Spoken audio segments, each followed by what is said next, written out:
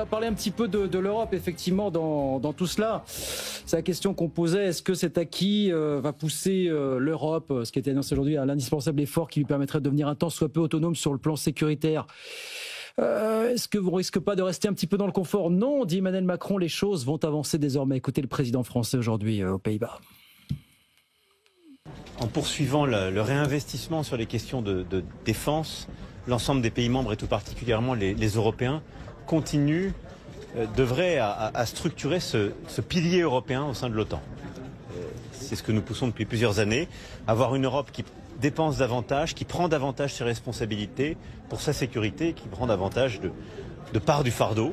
C'est à la fois le souhait américain depuis plusieurs années, c'est une nécessité européenne, nous devons le faire pour nous-mêmes et pour être plus indépendants. Voilà, il reprend à son compte l'expression « part du fardeau » qu'a emprunté Marc Rutte il y a quelques heures auparavant. Vous voyez, il y a une parenté de pensée. Alors l'Europe et la France dans tout ça. Alors c'est l'objet de la tribune que vous avez publiée, Damien Gira, il y a quelques jours avec Thomas Gassilou, qui est ancien président de la Commission défense nationale de l'Assemblée, avec lequel vous avez aussi dévoilé une trentaine de propositions pour remuscler, on va le dire comme ça, les armées françaises. Cette tribune, on va la voir à l'écran si vous nous regardez à la télévision sur BFM Business. Elle s'intitule « La France doit assumer pleinement sa place dans l'architecture de sécurité européenne ».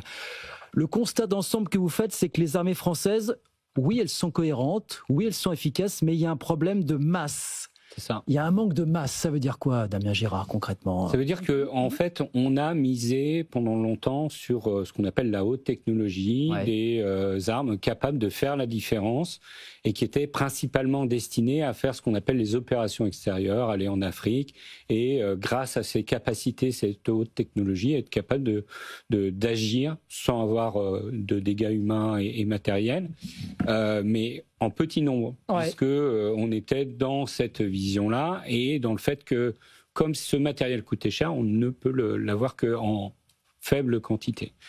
Il s'avère que le retour d'expérience de l'Ukraine et puis le moment dans lequel nous sommes, où on ne peut plus complètement écarter le fait qu'on rentre dans un conflit de haute intensité. Si on dit conflit de haute intensité, il faut être en capacité d'avoir des munitions et du matériel suffisamment en quantité pour tenir plus que quelques jours, bien sûr. Et donc, pour faire ça, nous préconisons un ensemble d'achats, de positionnements qui permettent d'atteindre cette masse, mais à un coût maîtrisé, un genre de stricte suffisance en termes de moyens conventionnels, et on estime qu'avec 0,1% du PIB, c'est-à-dire 3 milliards chaque année, dans les quelques années qui viennent, par rapport à un peu plus de 40 milliards que l'on dépense chaque année sur la défense, on peut faire ce saut quantitatif qui nous permet de répondre aux enjeux actuels, et donc on voit bien la différence par rapport aux chiffres qui sont annoncés aujourd'hui. C'est un saut quantitatif, est-ce que c'est forcément un saut qualitatif, parce que vous dites trop de haute technologie, passer de low cost finalement? Eh bien, est-ce que c'est pas le revers de la médaille, ça, quelque part? C'est en fait, d'abord, prendre en compte le retour d'expérience en Ukraine. On s'aperçoit qu'en fait, sur la ligne de front, il y a ce mélange entre de la haute technologie, mais aussi du low-tech. Et en fait, si on mixe bien les choses et si on prend bien en compte ce retour d'expérience, on est vraiment en capacité de créer de la masse et pas du tout de détériorer notre capacité opérationnelle. Tout au contraire.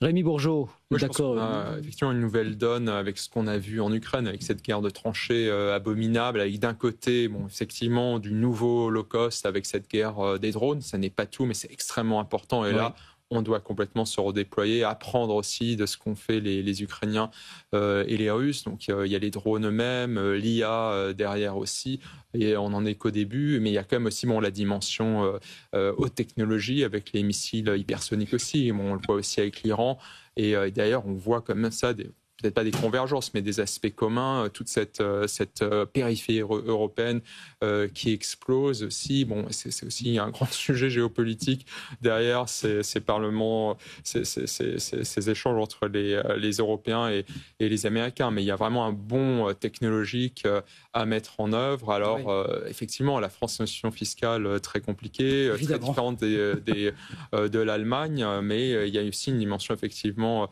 low-tech. Il y a beaucoup à apprendre. Et c'est absolument essentiel face au type de guerre qu'on a vu émerger, avec quand même des fronts chauds et de nature diverse et qui sont liés quand même à la décomposition quand même de la sphère d'influence américaine, des problèmes extrêmement profonds. Donc, c'est des problèmes qui ne vont pas disparaître et sur lesquels il faut absolument se positionner sur le plan technologique. Et vous dites, Damien Girard, priorité doit être donnée au renforcement des forces terrestres.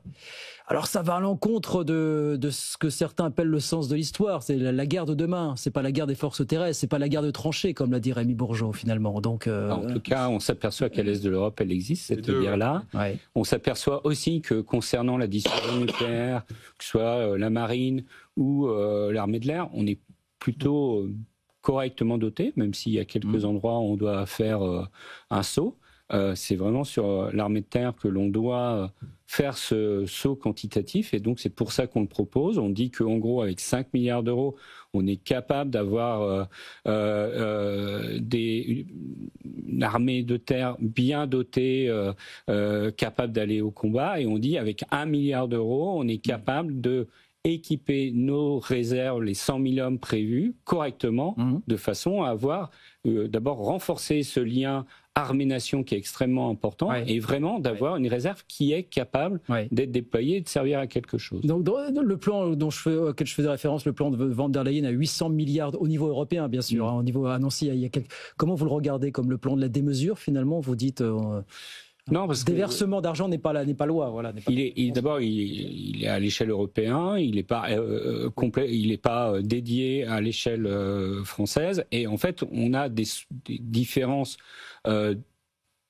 importante entre les différentes défenses nationales des différents pays. L'Allemagne, on voit bien que le saut à réaliser est beaucoup plus important et donc c'est logique qu'ils sont dans une croissance des sommes qu'ils souhaitent allouer à la défense qui n'a rien à voir avec ce qu'il y a en France, mais on n'a pas ce même saut à réaliser. Oui. Michel Sapin. Moi, je ne partage pas votre critique vis-à-vis du plan Van der Leyen. C'était pas une critique, c'était une confrontation de scepticisme par rapport à ça. Non, je dis ça parce qu'il n'a pas été véritablement documenté. Il va consister en grande partie à permettre aux États de s'endetter encore plus. L'Europe est là pour ça. Comme pour le Covid, il y a eu aussi un endettement européen pour permettre aux pays de réagir. Donc là, c'est un endettement européen, mais qui permet ensuite à chaque pays de monter en puissance. Et puis en plus, elle a eu un avantage, c'est qu'elle est la première à avoir réagi justement au trumpisme, si je puis dire, ou à la crainte tout d'un coup de se retrouver seule face à une vraie menace qui était la menace russe.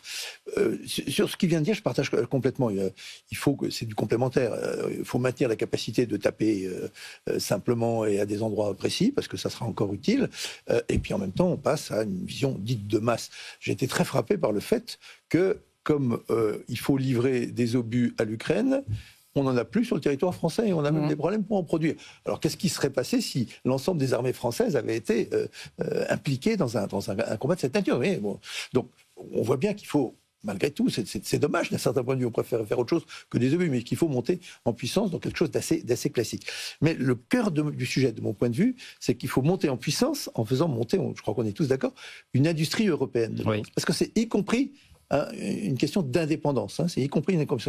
Et ça veut dire deux choses. Un, des pays doivent cesser de considérer que la seule arme qui vaut, c'est celle qui est fabriquée ailleurs, en Corée du Sud ou encore plus aux États-Unis, y compris pour des raisons vraiment d'autonomie et d'indépendance, et doivent consacrer leurs moyens à soutenir une industrie européenne. C'est pas si simple. Moi, quand j'étais ministre de l'économie et des finances, on parlait déjà des accords pour fabriquer un char franco-allemand, je ne sais pas où il est, et pour fabriquer l'avion du futur franco-allemand. On avait signé, je me souviens d'avoir signé, il y a presque 10 ans, des accords sur...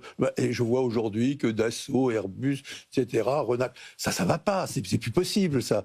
C'est plus possible. Donc là, il y a un vrai enjeu qui n'est pas simplement national. Qui est-ce qui va en profiter de quel pays? Parce qu'il y a des enjeux, pour les Allemands, c'est très important. Pour nous aussi. Non, il faut surmonter tout ça. La meilleure réponse à Trump, c'est ça.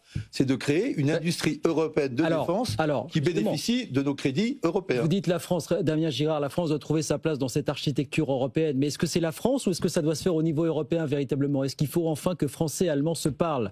Les Allemands, eux, vont mettre les moyens. Ils nous l'ont annoncé d'ores et déjà dans la défense au cours des prochaines années, finalement. Non, mais on a d'abord pas à rougir. On a une industrie de défense qui est reconnue, en tout cas, dans certains domaines. Je pense que La différence entre hier, avec ces accords qui n'ont pas forcément débouché, et maintenant, c'est qu'on n'est pas exactement dans le même besoin. Oui. À l'époque, on essayait de maintenir une industrie de défense qui correspondait à des besoins qui étaient relativement faible.